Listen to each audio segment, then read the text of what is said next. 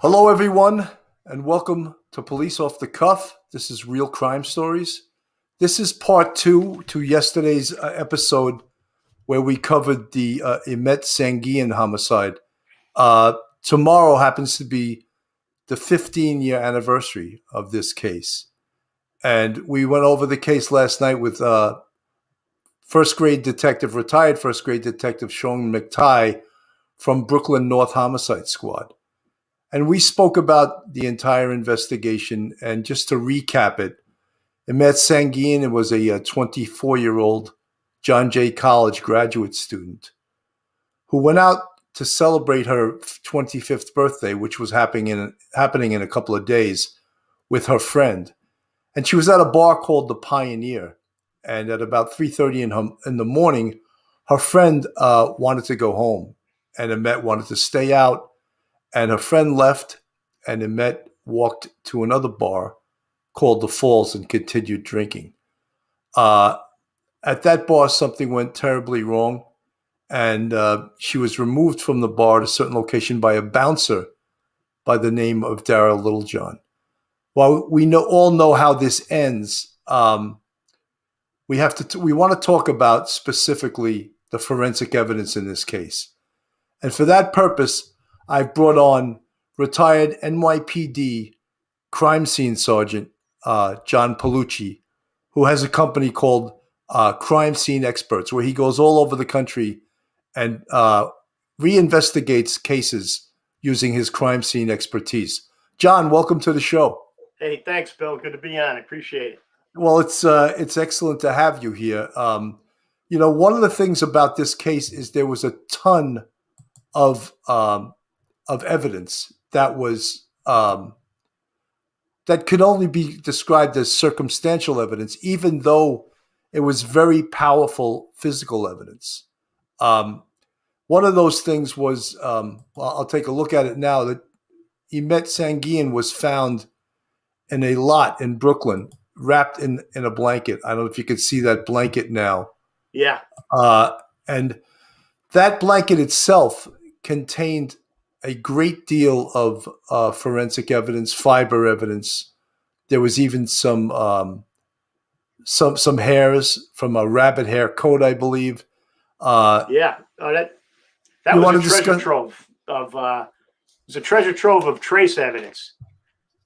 So trace evidence is, like you said, it's sort of circumstantial. It's not the smoking gun, but it's another piece of the puzzle, right? When we talk about finding evidence on something like that, there's a whole lot that goes on, so it's not just like the CSI shows where they walk up to the body and they see a hair, don't even take a picture and pick it up with tweezers. There's a whole lot of work that goes on to analyze something like that. So now a blanket, we have Locard's exchange principle, right? That every contact leaves a trace. So when you have something like a blanket, that would be a really good surface for things to stick to, and something that would absorb things, bodily fluids and stuff like that. I believe they found his brother's semen on that blanket. Yes, they absolutely did, which, something you can also chalk that up to being circumstantial evidence. However, very, very powerful circumstantial evidence. Especially because the brother was deceased, right? Yeah. So something like that, typically, it's going to travel with the body. You got to think about loss of, trace evidence. So you don't want to start unraveling that whole thing at the crime scene there, out in the woods. So you're going to take a blanket like that and you're going to bring it up to our laboratory. So I don't know if a lot of people might not even understand how New York City laboratory analyses work, where we have the NYPD lab that does pretty much everything except for DNA. DNA is performed by the medical examiner's office at the Department of Forensic Biology. So I was actually the liaison between the two agencies because, we couldn't really talk to each other all that well. Scientists don't want to talk to cops, and cops don't want to talk to scientists, right? That's for sure. So essentially, we're going to get that blanket, us, the NYPD, right? And we're going to have it in our laboratory. So now the search it's a very big process. When you think about the size of a blanket, think about searching something like that for very small pieces of evidence. So they might start with a magnifier and a good light source, regular white light source, and sort of search through it and look for trace evidence. You're going to hit it with alternate light sources, because you want to be careful that collecting one thing doesn't destroy or help to degrade something else, right? Well, John, that's what I wanted to ask you. Obviously, because that you also now the OCME, Office of the Chief Medical Examiner, is going to get a shot at that blanket after you guys are through with it. You can't spray any chemicals or anything that could kill potential DNA evidence, correct? It depends on the chemicals. We've actually probably back then, that was when was that case? 2006? Yes, 2006. Yeah, there was still a lot of misnomers out there. DNA analysis wasn't quite as advanced as it was towards the end of my career. There were a lot of beliefs that latent print development is destructive to DNA, and probably at some point it was, but until we were able to all communicate, and work with the available science, a lot of guys in the field were reluctant to process things for fear of destroying DNA. But so we're going to get the blanket, the police department, we're going to get the blanket, and we're going to go over it and first see what we can see using magnification, using just a regular overhead white light. If you ever did that, like in a scene where there's dusty footprints, if you shine your flashlight down at the floor, you can't see anything, right? Right. Then you put it at like an oblique angle, and stuff just jumps right off the floor at you, right? So you're going to try your white light at different angles with magnification. You're going to want to use an alternate light source, which also is very good for trace evidence. What you want to do is create contrast. Right. If you look at that blanket, I believe it was a pattern in that blanket too, right? So yeah, I mean, I'll pull it back up and so you could see it again, or our listeners can see it again. Yeah, you see the pattern, so patterns can hide trace evidence and stuff like that. So alternate light sources are going to create contrast. So there might be some sort of trace evidence, hairs or fibers on that blanket that are blending in with the pattern. They're hard to see with regular white light. But once that trace evidence might react differently to, like a regular crime scene search wavelength of 455 nanometers, or what we used to call like a black light. When you go to the bar and the bouncer looks at your license underneath a light to see if it's been altered or anything like that, or when you walk into a club with like a black shirt on and all of a sudden everybody can see how much dandruff you have, because, you know what I mean? That never happened to me. John, I just want to point out to you, at the foot of that blanket, there is a brush which also contained a treasure trove of forensic evidence in regards to this case. Yes, go ahead, John. Yeah, I think his DNA was on that brush, wasn't it? Yes, absolutely. Yeah. Again, strong evidence, but circumstantial. Yes, definitely. So we'll go back to the trace evidence now. So hair can have DNA, right? Yes. Actually, hair, you can get mitochondrial DNA from the shaft of a hair. But so what we used to do, the way we used to divvy up the workload, was the NYPD lab. So that they're going to go over that blanket with like tape and try and lift fibers and stuff like that. They're going to come up with hairs, and they're going to look at the hair. One of the things they're going to do is an analysis to determine, is there root material on the hair, or is it like a broken off piece of hair shaft? So root material, if we have root material, that's essentially skin cells. We can get nuclear DNA from that. But if not, the hair could be ground up, and mitochondrial DNA analysis can be done. So mitochondrial is not as specific as a nuclear DNA, but it's a DNA that follows the maternal line. Okay. So me and my sister have the same mitochondrial DNA. Our kids are not going to have that. Her kids are going to have the same mitochondrial DNA because it starts with our mother. It goes to the two of us. Then when she's a mother, it passes down to her kids. But from me, at that point, that strain of mitochondrial DNA is dead for my kids. It's going to be their mother. Okay. Right?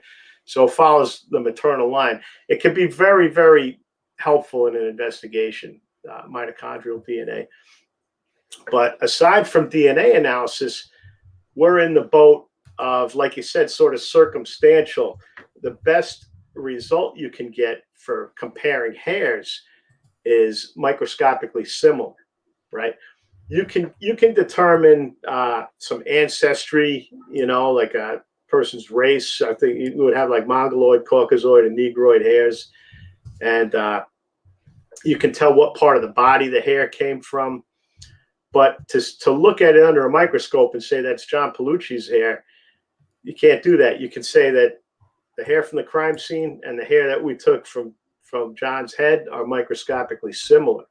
If you remember, the FBI just ate a whole lot of crow on their whole history of hair analysis and overemphasizing the probative value of hair comparison, right? Like basically saying, oh yeah, we got this hair from the crime scene and we took this hair out of the guy's head when he was in custody and it's him, this hair is his. Right. You can't do that, So therein lies some of the problem. So we have John, can I just stop you for 1 second? I just want to shout out to some of our live chatters today. Krim Kristen, Melody McAtee, Edward Kelly, Private Eye Podcast, Miss Angel Lapp, 3233, Candy Scarrett, Melody McAtee, Dawn Marie, MC's Audio, Marion Weldon, all the way from South Africa. Amazing. That's great. Vincent Falsita, Joanne Susan Ray, of course, the Irish Angel, who we all love. And I think I pretty much, 12-Step Woman, pretty much covered everyone. I just had to shout out to them. If you guys aren't subscribed to my YouTube channel, for the Police Off the Cuff YouTube channel, please do so. If you want to join our Patreon, I'll go over that later on. John, sorry to interrupt you, but something has to pay the bills, Yeah. Hey, Vin, I remember Vincent. So basically the microscopic comparison of two hairs is, like you said, it's circumstantial. It's a building block that we're going to go from. So the alternate light source being used on that blanket is going to create contrast, make certain fibers stick out that you couldn't see under the white light, but also cause bodily fluids to fluoresce, which is how we're going to identify the semen that was collected off of that. So we're probably not going to send the whole blanket down to the medical examiner's office. We might. I'm not sure if they did or not, but we'd be sending cuttings of the bodily fluids. And if we have hair with root material on it, we're going to send that as well, right? So typically any sexual assault case, we would have the sexual assault kit, which would typically have the victim's underwear in there. And of course, if it occurred in a house or something, we would take all the bedding and all this other stuff. And the ME's office, the first thing that you want, obviously, is a DNA profile, right? So if you're able to find semen in the sexual assault kit, then from that point, you don't get any better than that, and we can develop a DNA profile from that. But if that fails, there's Tom Forte, yeah.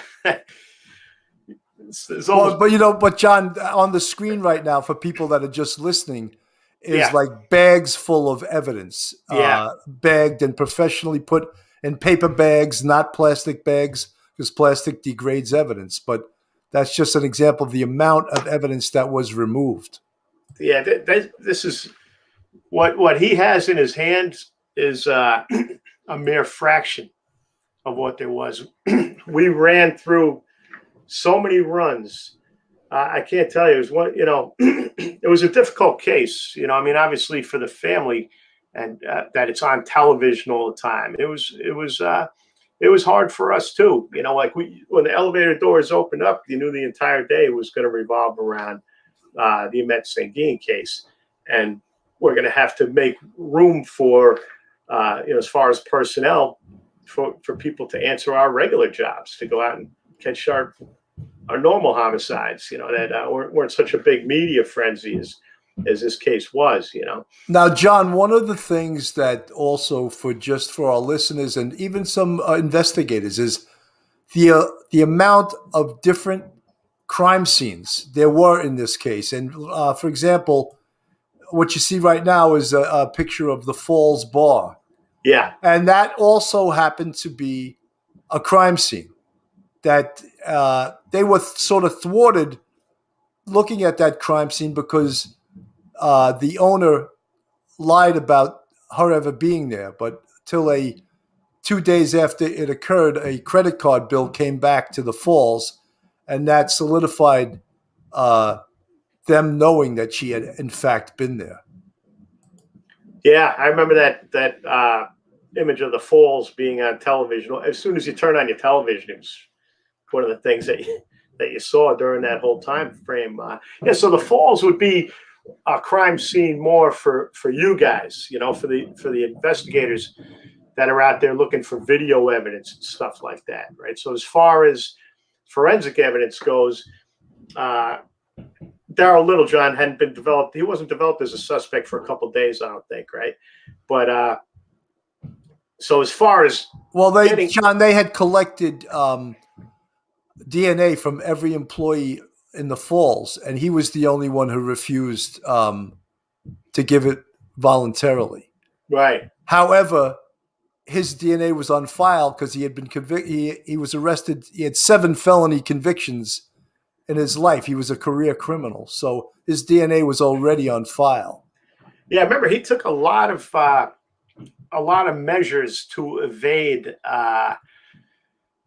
being detected forensically. I remember this is just out of memory, but I think he was actually using some sort of an adult diaper on his victims because he had 2 other victims ahead of that. Right. And he made one victim wash her mouth out with alcohol and mouthwash and stuff like that. I believe he tried to destroy some DNA on Ahmet, didn't he? With the fingernails or something like that. Yes, underneath the fingernails, he either cleaned underneath them or torn off the fingernails. I hate to even talk about it. This guy was such a savage. Yeah, but he definitely learned a lot from being a career criminal, and he knew how to clean up evidence. Right. Yeah, absolutely. But some, what's that saying? A little knowledge is a dangerous thing, right? So it sure can be. Yeah. He gave one of the victims. So 2 victims lived, right? One was in the van with him, and she escaped. She threw herself out of the van. And when she saw that van on television, because we were over there tearing his house apart and the van and all that stuff, right? I believe that's the picture of the van because it was described as having a ladder on the back of it, as you could see that. So again, there's another crime scene right there. Yeah, that's very important. That was a very significant scene to where I don't think we really got anything out of there. So what never seems to have hit the news, Bill, and I recall this very specifically. The commanding officer of my unit came up to me, and he was a very intense guy. And he goes, "Guess what? We don't have." I said, "What?" He goes, "We don't have her fucking fingerprints." I said, "What do you mean?" Apparently, the fingerprints that were rolled at the morgue were of no value, and so there was a question of, are we going to go up to the Massachusetts and exhume the body? Fingerprinter. That would have been horrible if you had to do that after all the family had already been through. Right, exactly.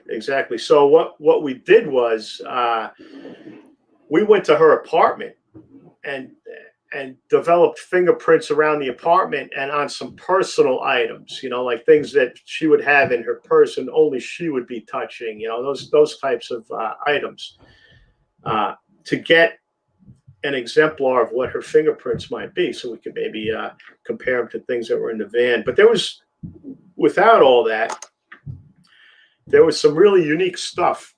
There was a jacket that had blue rabbit hair and mink hairs on it. So,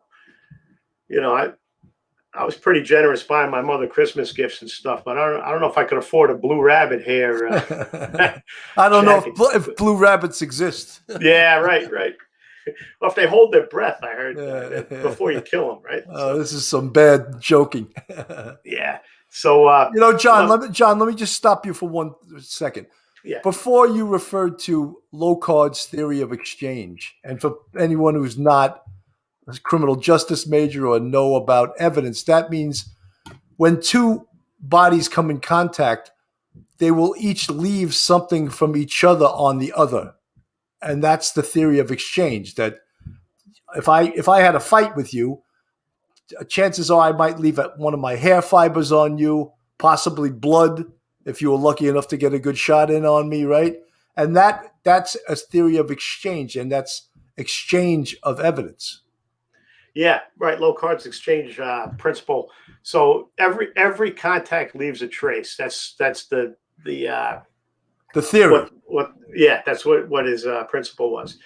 So if I'm here, I walk into my office, I sit down in this chair, I'm leaving some of me on the chair, and I'm taking some of the chair with me when I leave. So these are the types of things that happen. Doesn't even have to be anything as intense as a fight. Just any kind of casual contact and that stuff. And even, especially me, I'm leaving hair everywhere these days, right? So that's because you're old. Your hair's just peeling off, So, yeah, right. So we had that blanket, which had just very unique stuff. I mean, the brother's semen on the jacket. We had, I believe there was, there was hair that was linked to his mother that was on the blanket. Then there was the hair, the unique hairs from the blue rabbit and the mink combined. And I think that jacket was recovered somewhere as well. So now here we have the source of this hair evidence, is this jacket, right? Yeah. And then there was another, so she was restrained with zip ties, right? And like I said, our laboratory did everything pretty much except DNA, right? Right. Mm-hmm. So we had a latent print examiner looking at the flex cuffs, right? That's the analysis that we were going for, was a latent print development. And he saw the size of a pinhead speck of blood that was in the I believe in the area where you secure the cut, where it was described by Detective McTighe as by the locking device, where the two that's where the speck of blood was recovered. Yeah. So that huge find, right? So that gets sent out, and then there's that DNA there. Of course, even though he's in the system, it's not an instant thing to upload a DNA sample into the CODIS databases. You want to have something like a zip tie that's on a deceased homicide victim. That's pretty much something that we could upload right away, because who else was touching that? Right. And the people who were around it, the detective investigators, the pathologists, and all that, are trained to not contaminate evidence with their DNA, right? And plus, it's blood, so who's bleeding at the scenes? We wear gloves and stuff like that. So, but the CODIS uploads. So now you develop a DNA profile from this blood. It still has to go into the CODIS database, right? So the CODIS database has two sides to it. We have unknown crime scene samples, which that blood would qualify as. That's an unknown crime scene sample. We have DNA. Whose is it? We don't know. Then we have the convicted offender database. So you upload the unknown crime scene sample and it searches against the convicted offender database. And with his history, as you said, he's in there, but of course the uploads aren't done as soon as we get a DNA profile, right? They were done at intervals. So I think it was weekly or so that you would upload these profiles. So, John, is it easier to get a forensic unknown crime scene DNA compared against a live exemplar? Is it that much easier and much quicker than going through CODIS? Yeah, actually, they recommend that. We used to, because abandonment DNA, we could get that and have it analyzed. If you're a suspect, right? I can get a cigarette from you. I can get some gum from you. I'm sure you've done it dozens of times. Right. Offer the guy a soda. The guy drinks it. Now we have his DNA. That we could do a one-to-one comparison right in the laboratory because it's not searching a database. Right. But what it also searches is unknown crime scene sample to unknown crime scene sample. Right. So we might not know who it is, but we know that this DNA profile, this person, was also at this scene and this scene and this scene, Right. Okay. So we're starting to establish a pattern. And sometimes it's cops. Like we get that a lot with guns, some of these gun units where you get a DNA profile from, that's matching from all these unknown, from cases that could not possibly be related. So then I would get a phone call from the ME's office and they'd say, John, can you find out who was working on these gun collars and see if they'll give us a DNA sample so we can eliminate them and close out this pattern that we're developing from all these unknown crime scene profiles matching each other. Right. So he's in the database, but then of course, it's not an instant upload. There is a way to do a keyboard search if, like for an emergency, something like this might qualify. It's an emergency being where somebody else is, the danger continues, or there's risk of flight or whatever, Right. Okay. You can't do it on every single case, it's just not done like well, that. John, when you talk about elimination DNA, I remember there was a crime scene and Detective John Savino from Manhattan Special Victims was the case detective. And it was an attempted murder, but a rape with an attempted murder. And a couple of the detectives violating crime scene protocol, or at least one of them, smoked a cigarette and put it out in the ashtray in the crime scene. Uh-huh. So Savino, being a very thorough detective, had every single one of those butts tested as elimination because at a trial that he was foreseeing in the future, they could say, how do you know whoever smoked those cigarette butts didn't do this crime and not my client? Exactly. So it's a huge loophole for the defense. And that's how he uncovered that a detective from Night Watch had smoked a cigarette and put it out in the ashtray. Wow. Big no-no. Yes, right? Exactly. Yeah, if you read, because I read some of the older guides, like, the NIJ had put out a guide years ago and stuff like that. And a lot of it talks about, don't use the telephone at crime scenes. So, but remember that, of course, when we came on, that's all there was a landline, So right, if a guy's got to sit on the body, remember how long it took for the morgue to come and get the body? Absolutely. Right. So, because we had over 2,000 homicides a year, so these guys would be sitting in an apartment, hey, maybe make a phone call, or make a sandwich or something like that. Because, you know what I mean? So yeah, those are the types of things that can contaminate the case. That's I believe a picture from one of the rape cases that he was. Oh no, I'm sorry. This might be the homicide. So this was a court drawing of it, not a live picture that's showing on the screen. Yeah, I'm going to see, John, if I could pull up this video and show this video to. New York City nightclub bouncer to the 2006 murder of a 24-year-old grad student. Imette Senguian left this Manhattan bar early on the morning of February 24, 2006. The next morning, her nude body was found in a desolate section of Brooklyn. Her mouth was stuffed with a white sock and taped shut, her hands bound behind her back with a plastic tie. At Monday's opening of a rape and murder trial, prosecutors argued DNA evidence found on the plastic tie links 41-year-old Darrell Littlejohn to the killing. It was Darrell Littlejohn's blood, a little bit of skin that was on that zip tie. They say he escorted Senguian out of the bar, and they say his cell phone was used in the area near where the body was dumped the day after the killing. Littlejohn's lawyer says her client was framed. She points the finger at a politically connected witness who was also in the bar that night. Sophia Manos, The Associated Press. What they were referring to in that was Danny Dorian.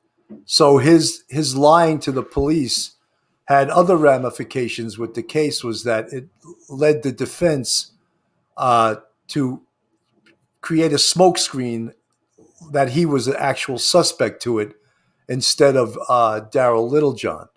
Right. You know, and when you hear some of the things, a sock was stuck inside her mouth, that I would assume was recovered also. And that could also be a treasure trove of forensic evidence in regards to the crime scene. Absolutely, sure. First of all, the transfer of skin cells, just the action of putting the sock in her mouth. And if the sock was worn, it's going to be quite a significant quantity of skin cells on it. You know, socks could be something that was bled on at some point, you know. So, so there's a lot to go with on that. Yeah, so talk about some of the other physical evidence that came back that was, again, circumstantial but very powerful during the trial. Yeah, so the blood, I wouldn't call that circumstantial. You know, that's a biometric evidence. It's not something that, like, because when you think about it, she's in the club, she's with Littlejohn. So far, we know that, and that's before anything happened to her, right? Right. Could there be some sort of an argument that that's when trace evidence was being transferred between the two of them, right? So was the trace evidence even on the blanket, right? Was it Littlejohn, says, hey, I walked her down the street, she fell, I picked her up, probably something transferred at that point, which is that's a very good argument, you know? Well, that's why I'm saying it's circumstantial, yet it's very powerful circumstantial evidence. And, if you see someone run out of a building and they're booking up the street, and then you go in the building, you see someone dead, that doesn't mean they did it, but that's pretty circumstantial evidence that the way they were running out of there leads you to believe that, but again, circumstantial, unless there's other evidence connecting that person to the fictitious homicide I just spoke about, right? Right, exactly. And that's the whole thing is, like we're used to watching television shows where something happens, it's a smoking gun and this guy's done, case closed kind of thing. I think the closest thing to that is the blood on the zip tie, because that's just super powerful evidence. But when so the unique hairs from the jacket, Blue Rabbit and Mink combination, right? You can get all kinds of people involved in this thing. You could run into, the FBI has actually garment analysts, that could tell you about the manufacture of this garment and how many were actually made. Those are the types of things. And I'm sure you've been involved in something like that, where you have to, you call somewhere in Wyoming and they say, oh yeah, we made 15 of those things. And, right. I think one went to New York or whatever, so it's, it can just keep going on. And well, John, a very, very, unique. very, very powerful evidence that's not, it's not the venue of the crime scene unit, is telephone evidence, cell phone tower evidence, even evidence in regards to Imette's phone, that she had received a telephone call from her friend Claire at, I think it was 03:30 hours. So that sort of gives them a timeline of, when she was still alive. I think even as late as 03:50, she had received a call on her phone. And then somewhere, I believe around 0400, which is when by law, bars in New York City are required to close. Not that that means anything, because they could still stay open. But that was when it was determined that I believe the owner, Danny Dorian, had Daryl Littlejohn remove her or escort her. I'm sure that was the words he used. Right. Escort her from the bar.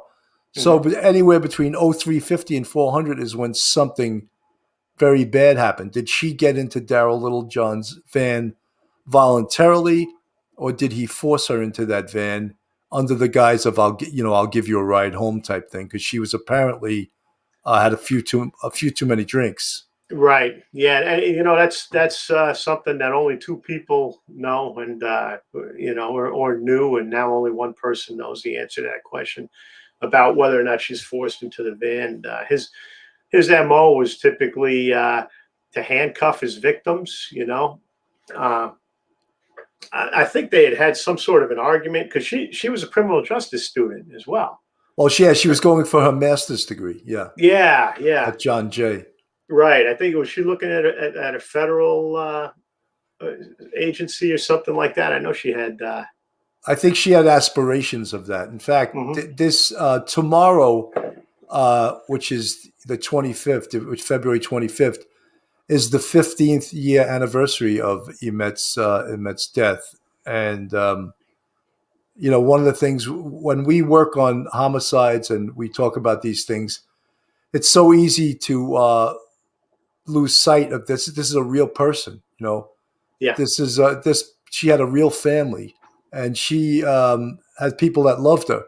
And when I spoke to Sean McTighe last night, we continuously praised the work of Brooklyn North Homicide, the 7-5 Squad, all the detectives that worked this, all the specialized units, crime scene, TARU, which for our listeners stands for Technical Assistance Response Unit. They do all the telephone work. And the outstanding work they did on this case that allowed a career criminal who was a real savage, that's the only way to put it, he was a savage, to be put away for the rest of his life. And hopefully he'll never, ever, ever see the light of day, this guy. Yeah, this was a guy that had to be stopped, Bill. And then that's before we even knew about the previous two victims, right? So now is he escalating to the point? I mean, I'm not, say a profiler or anything like that, but is he escalating to the point now where he's just not going to leave any more victims alive, right? Because he had two that saw him. They saw his van. One jumped out of a moving van to get away from the guy. I think he had a very specific MO. He impersonated a police officer. He had a very specific signature, in the way he conducted his sexual crimes. So yeah, he was, and he did two or more. He's a serial rapist, Yeah. Besides being a career criminal with, I believe he had 7 violent felonies. When he was up for a parole hearing, he refused to cooperate. So they said, we're not paroling this guy. He's an angry, dangerous guy. 2 months after that, he maxed out and he was automatically released. Wow. Yeah. So these are the type of people that we're going to start seeing out there again. Yeah, I know which is very scary, Yep. Yeah, that's a whole nother arena, But this case, it's so good that he's not on the street anymore. He's not going to stop. A guy like that's not going to stop. But and so he took all these efforts to evade being detected, right? Like doing things to her body to hide DNA, with the previous victim causing her to wash her mouth out. But then he does stupid things, like he gives her a T-shirt that was worn by his mother. So his mother's DNA. His mother's DNA was actually very probative. Like it was very helpful in this case.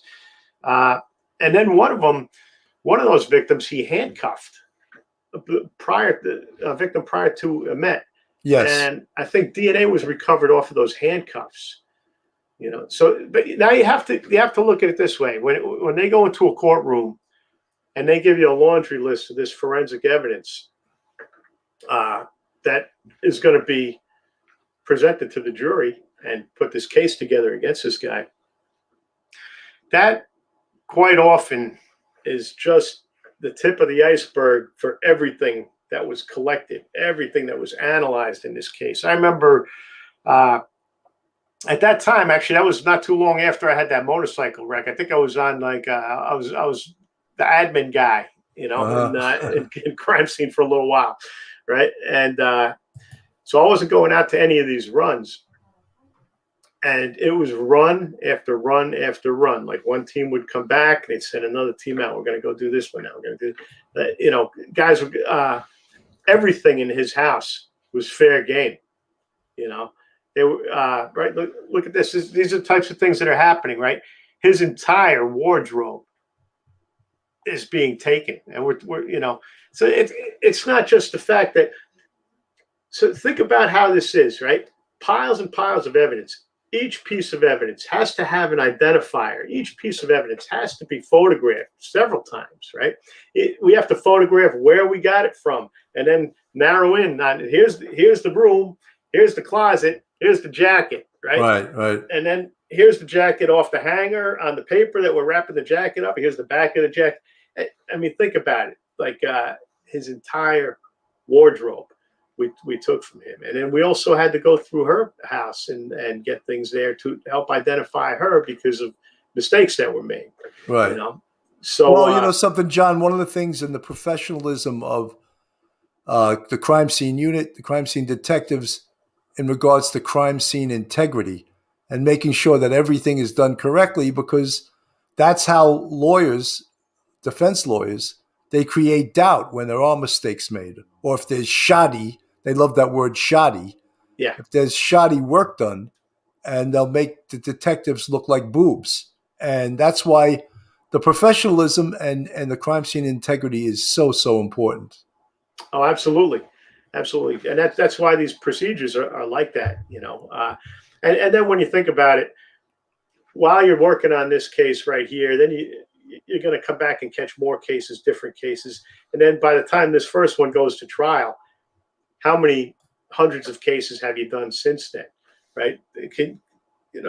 That's another reason why you document everything. So, start from the general to the specific. And that way you put things in context.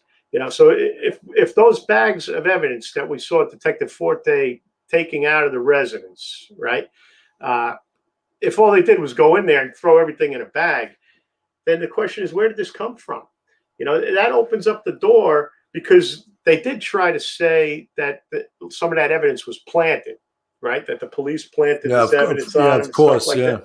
Yep. All right. So now, if we don't go through this very meticulous process, very time-consuming process of showing where we got this from, then that opens the door.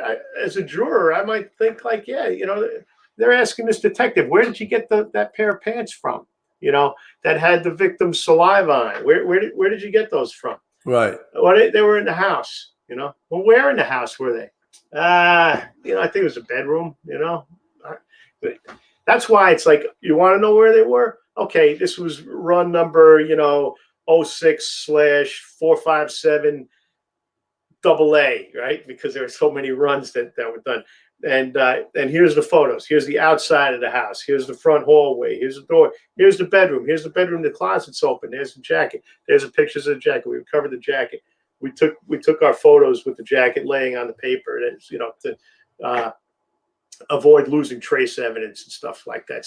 So that way we can say, we'd have to be masterminds to frame this guy. Right. And all these people that were here would have to be in on it, including the people with the TV cameras outside, right? Because they're seeing us go in, and then they're seeing us come out. And if you look at those bags, right, you could get identifiers off of them. They have writing on them. It's got every piece of evidence has a story to it. not just what happened when it was being worn or whatever its relationship to the incident is. It also has a story with the detective who collected it, who identified it, said, this is evidence. We're going to want this. This is how I'm going to document it. Then he gets it and it goes to the lab. Now somebody in the lab gets it. They open the bag in a different location from where it was sealed before. Take this thing out. Oh, I'm going to take it, photograph it. This is how I got it. This is the markings on the bag, right? And then he puts it back in the bag and seals it up and sends it to the forensic biology department, and they go through the same thing. It's very, John, also the jury is very impressed with the professionalism.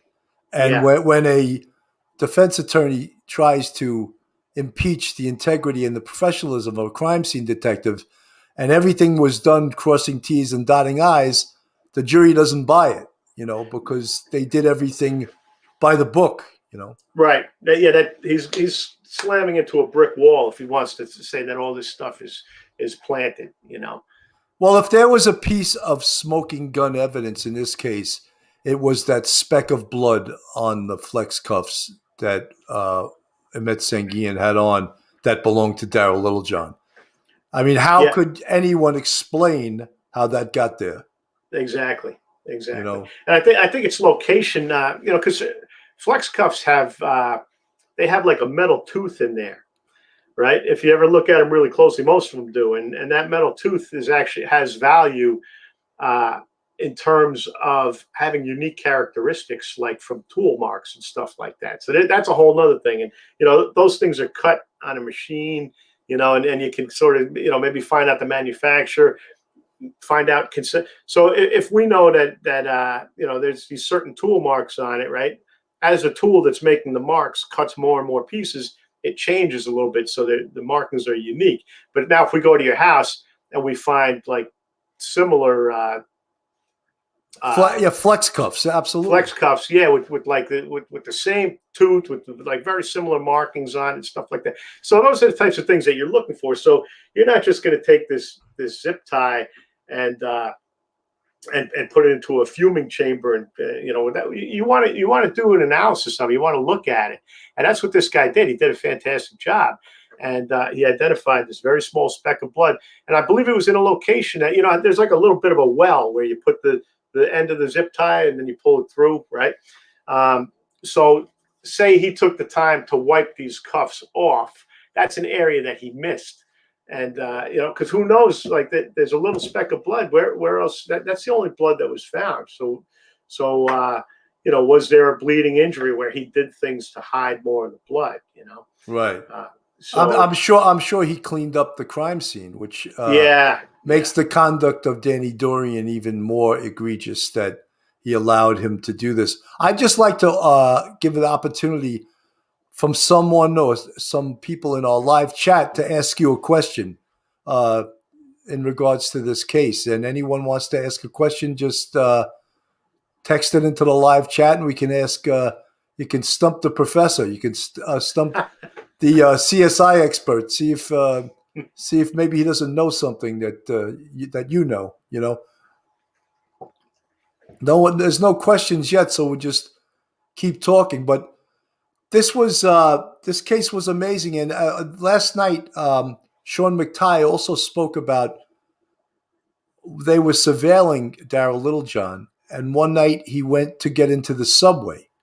He stopped taking his van because he realized his van was a treasure trove of forensic evidence. Mm-hmm. So they stopped him going down into the subway, and they asked him, "What trains are you taking?" And he had no clue of how to get home by train, which just showed he never ever took the train before. And this was another piece, circumstantial evidence, but pretty damn strong piece of circumstantial evidence. Oh, cheated no more. You asked the question. Let me see. Okay, let me see if I can find your previous question. All right. The system fails time and time again. Is there an actual list of how many rapists and killers have destroyed people's lives after being released? That's a good question. That's something I wouldn't know.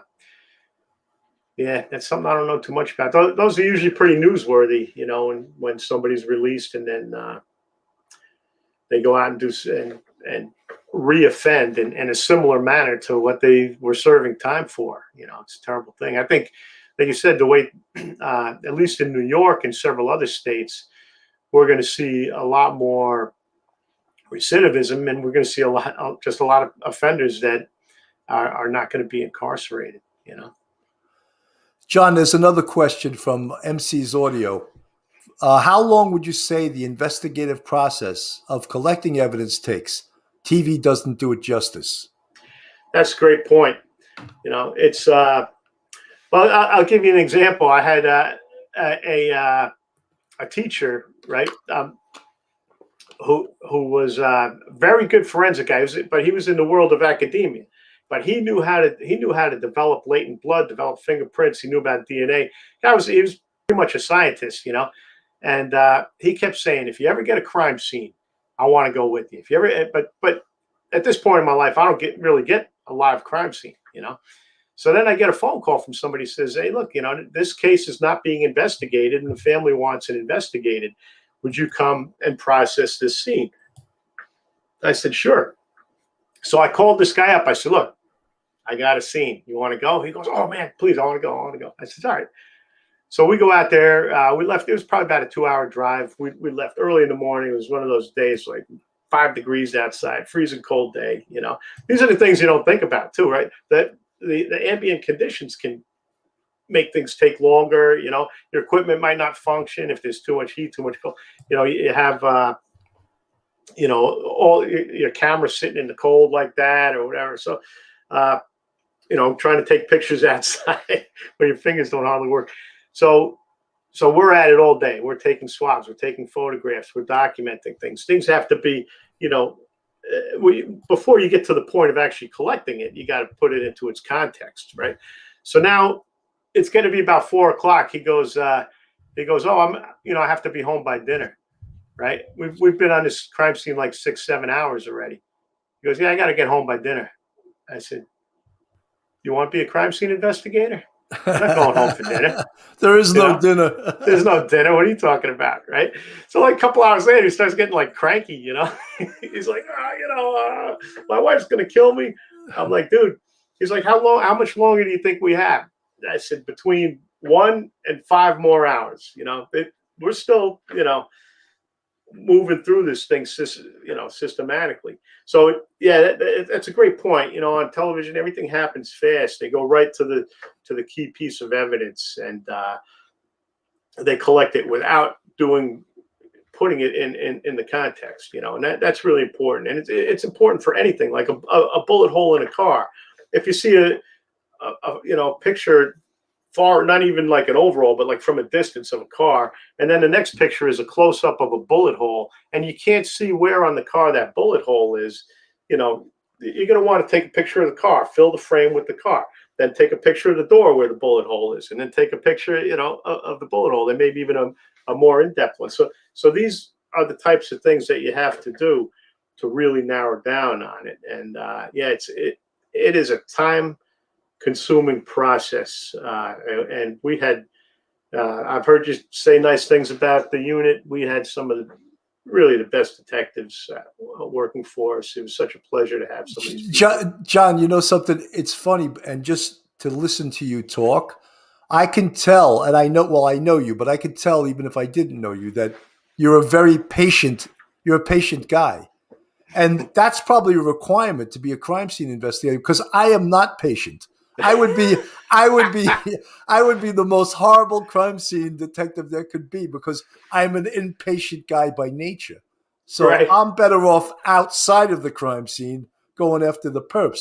There's a couple more questions. I just want, because we'll get them quick. Someone asked in the chat, can you get DNA from sweat? I said yes. Am I correct? Yeah. So essentially it's going to have skin cells on it and stuff like that. So sure. Okay, and one more. This is the last question by Vincent Falsita. John, what evidence was taken from the perp's van? I thought I remember hearing that the victim's blood was found in the van. Is that correct? Yeah, big shout out to Vinny. Yeah, that I don't recall. I don't recall what was in the van. I remember that I think there were actually two vans for some reason. I think Yes, there was a two minivan, and then there was the blue one. So they might have both been blue. I don't remember exactly, but I honestly don't recall what we got out of the van. But there was trace evidence in the van that linked him at Sanguian to that haven't been in the van, correct? I don't recall. I really don't recall. Yeah. All right. I don't want you to lie. You're on the stand. You're under oath. You're on police off the cuff, real crime stories. This is just like being under oath. So I'm glad that's right. You didn't recall. You didn't make it up. That's perfect. Yeah. Sorry, Vin. I really don't. I don't recall the van. Like I remember what we were looking for her fingerprints in there, and of course we didn't have the exemplars to go with. Because that would be helpful. And of course some of that could be explained away. Like we'll go back into the same scenario, right? He's in contact with her, so he's got some of her on him. She's got some of him on her. He could even go into his van and do a secondary transfer of trace evidence from her to his van. So these types of things are a little bit tricky. Now, of course, if you have bodily fluids in the van, if you have blood and things like that, that's a whole nother avenue. But it makes it more difficult when there was what we call legitimate access, right? So if I'm a regular at your house, I go over there and we drink all the beer in your refrigerator every Friday night, and then one day, I'm a little stuck for cash. So Bill, I know he leaves that back door open, and so I go in there and I rob your house, right? Now you start pulling my fingerprints out of areas, and DNA and stuff like that. That could be explained away, right? Yeah, no, I'm over at his house every Friday. So that's what they call legitimate access. So the fact that she walks into a bar where he's essentially in control of part of that environment, and he's actually escorting her, now we have some sort of a transfer that can legitimately occur without him having committed any sort of a crime against her. So that John, someone, Miss Angela P3233, there were carpet fibers on the blanket. So I don't know if they recovered, but they absolutely recovered. So you're correct. They were recovered on the blanket. And Ed Kelly said, Bill, tell John he can consult his report to refresh his memory, but I don't think he has any of his crime scene reports in front of him right now. He's got a pretty damn good memory, though, right? Right. Yeah. Like I said, I didn't go to any of the scenes either. I mean, I was behind the scene. I was essentially trying to run the day-to-day operations of the unit outside of the Sanguine case. Because it was consuming the whole unit. Like I believe Sean said, the men and women go out and they do their best every single day. There's nobody's death is more significant than anybody else's. When somebody's murdered, what happens is the department decides how much of our resources are going to be spent on this case versus this case. Like the Libby Kletsky case. You remember that case? That was the Hasidic Jewish boy that was kidnapped off the street. Yes. Yeah. I mean, you must have been, running shorthanded we took detectives from the entire city for essentially a closed case. But see, so Ahmet Sanguine was a beautiful girl. She was in a bar in Manhattan. These are the types of things that could, is a brutal killing. It's got flavor for the media, it's got, so what sells, right? Fear sells, right? Sex sells, crime sells, murder sells, all that kind of, those things sell papers and ads. And like I said, you couldn't turn your television on without seeing that photograph either of her or of the Falls bar, or of the scene, not the body and wrapped up in the blanket. But yeah, that photograph was all over the newspaper, and so of course the department is wanting to make a make a collar, to rush this whole thing. And one of the best places to devote resources is to the forensic investigation of it all. So it wasn't just the great detectives out there in the field identifying evidence, properly documenting the evidence, collecting the evidence, bringing it back, turning it over to the investigators, and having our laboratory analysis. Our laboratory then would get piles and piles of stuff. It's such a collaborative effort. So I need you as a detective, as a squad boss. I need to stay in touch with you. Like, what do you got? Oh, we got video of this. We got this blue van. We got, okay, yeah. So we got these components of the crime scene. We have a cell phone that took this person over to this location. Okay, that's good. We have his house, and we have her cell phone at his house. Great, we got a crime scene over there. So we're starting. We need your efforts to sort of steer where our efforts are going to be, most stringently applied. We're going to go there, do our best. Then it goes on from there. It goes to the laboratory, and these guys end up with a pile of stuff, and they have to sort through it. And we're more of on a macro level, crime scene. Even though we get deep into the little tiny details, it gets even smaller than that. And you get into the picograms of DNA evidence, right? It's something this big boils down to something you can't even see, and then we have something that identifies our suspect. So it's an incredible process. There were tons and tons of resources devoted to this case. That much I recall. Like I said, I did not go to any of the crime scenes. I was running things, our daily operations, but of course I knew who was going out. I could see every day how many more runs we had done on this particular case. It was run after run after run. I said, okay, well, where are they now? What are they doing now? Now we're in her apartment. We're trying to get some stuff to identify her and whatever we could find of her and her apartment in his van or his apartment. So these are all things that have to be put together. It's just John. Last question from our live chat by Cheated No More. I love your tag name, Cheated No More. I love it. I'd like to know the backstory to that. Anyway, I'm not sure I do. We might have a case coming out. That's right. Yeah. If they reopen a case years later, do they get a new budget amount to work with? I mean, I could probably answer that myself. A homicide is never closed. It's open until an arrest is made. There's no statute of limitations. But believe me, this defund the police thing is having a big effect on investigations and on the quality of police work, because when detectives go to work, they'll work as long as you want them to. They'll stay there for 3 days. But once you tell them you're not getting paid, guess what? See ya. They're going home. They're going home because they didn't sign up to be a volunteer. This is their profession.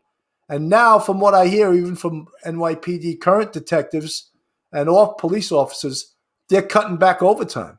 They're not letting them work overtime. So that will have a real effect on the quality of the work they do.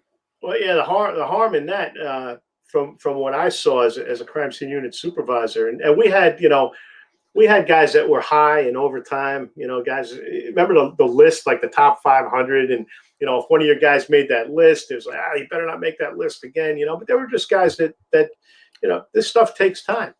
And John, I had guys. And allegedly, they were supposed to get 40 hours a month. Right. I had guys that would grab their 40 in the first week. And I would be like, why did you do that? Now, I can't use you. So, of course, after they had their 40, you'd get a double murder, and you had to send them home.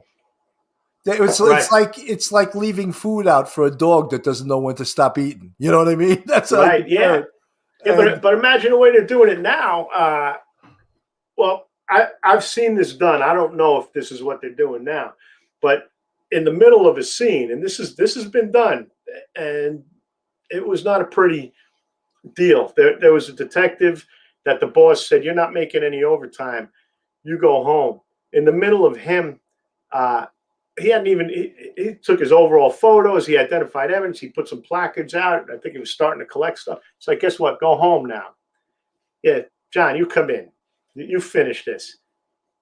You know, you're walking in cold. So now a new guy, think about what a waste that is, right? So you're taking this fresh guy that has maybe no knowledge at all about this crime scene, and to save some money, you're going to spend 3 or 4 hours getting him up to speed because he's on straight time. And then once he gets rolling, you know what? Guess what?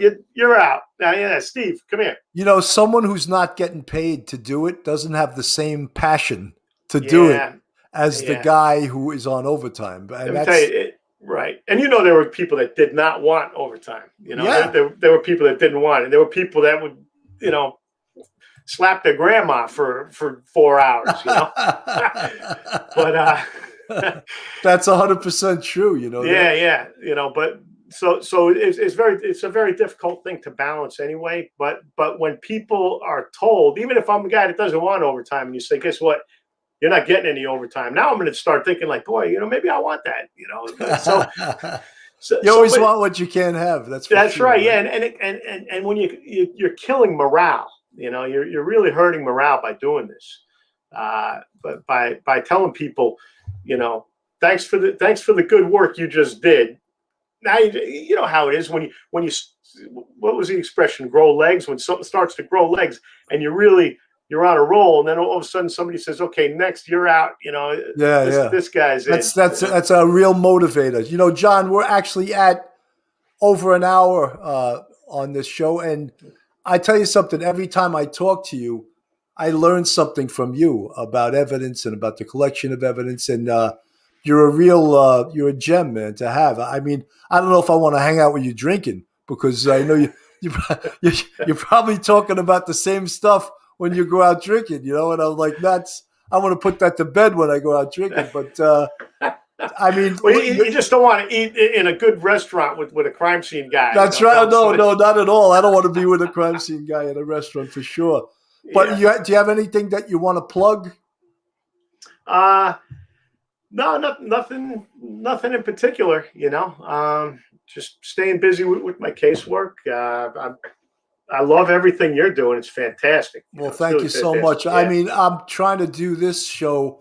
Besides the police off the cuff, I'm trying to do the real crime episodes, because it seems there's a lot of fans out there of this, and I see a lot of people doing it that don't necessarily have the background in doing this that we have, you know. Right. And especially people in the broadcast media.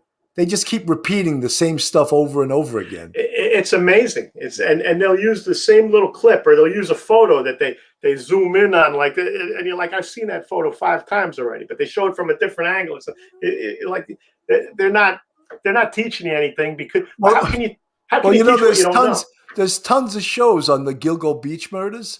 Oh, and really? There's no new information. So they just keep reshuffling the deck and saying the same things, or creating, you know, some more rumors on something else that they don't know. But you know something, look, I have great guests. I have you, Barbara Butcher. Yesterday, Sean McTighe. I got a Hall of Fame of guests, you know. Yes. And I'll work as hard as I have to get this show and pick up the audience and everything. But you people that came in the live chat today, thank you so much. I want to thank Duty Ron. A lot of you guys are his fans. And thank you so much for supporting this show. Please, if you're not a subscriber to my YouTube, please subscribe. I had the Patreon banner up for a second. I'll put it back up. That's our Patreon link. We have 3 tiers, $7 a month. You called the bucket. $9 a month, you can polish my rack.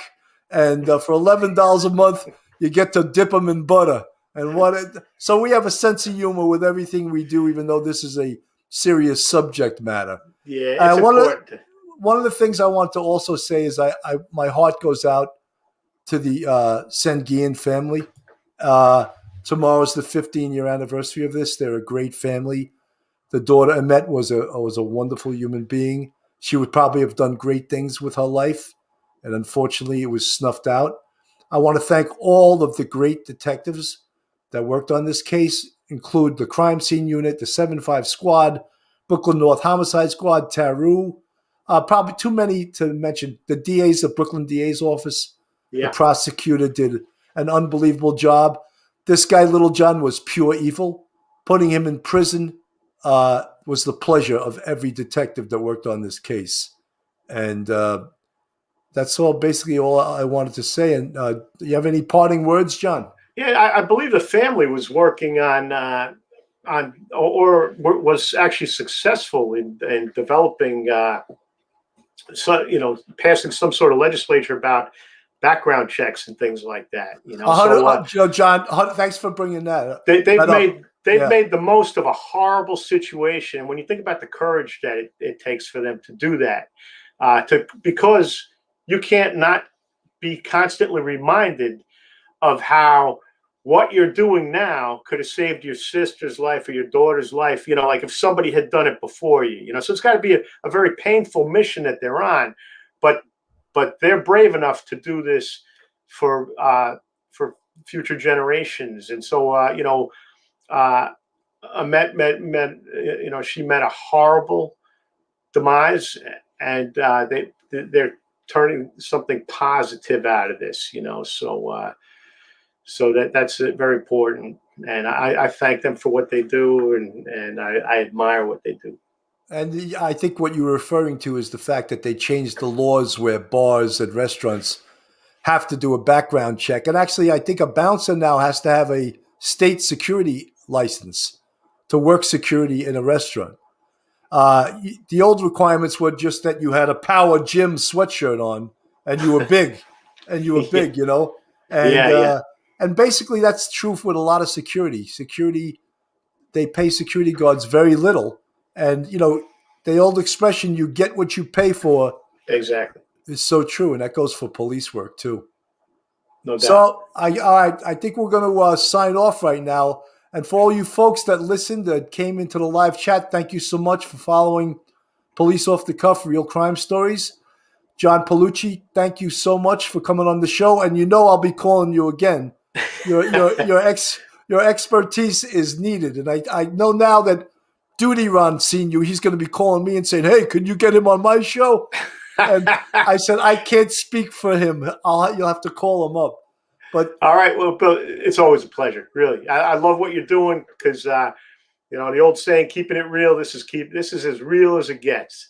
You get the real cases, the real people involved with them, your real experience, and it's great. It's great what you're doing. Thank you, John. For all you folks, on behalf of Police Off the Cuff, Real Crime Stories, I'm Bill Cannon. Thank you so much for watching.